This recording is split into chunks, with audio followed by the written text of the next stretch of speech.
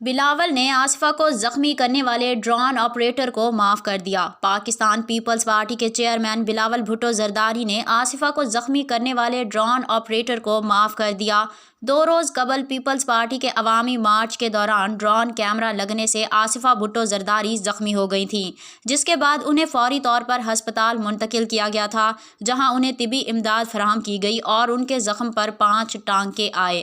تاہم بلاول بھٹو زرداری نے نجی ٹی وی کے ڈرون آپریٹر سے ملاقات کے بعد اسے معاف کر دیا، جبکہ سیکیورٹی پر تعینات پولیس نے ٹی وی چینل کے DSNG وین اور عملے کو بھی چھوڑ دیا۔ اس کے علاوہ اپوزیشن لیڈر شہباز شریف اور نون لیگ کے رہنما مریم نواز نے نیک خواہشات کا اظہار کیا ہے۔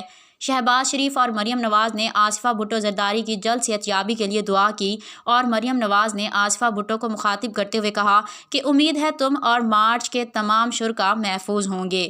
اس سے قبل آصفہ بھٹو نے بھی اپنے لیے دعائیں اور محبت کا اظہار کرنے والوں کا شکریہ ادا کیا اور بروقت ہسپتال پہنچانے پر پولیس کا بھی شکریہ ادا کیا۔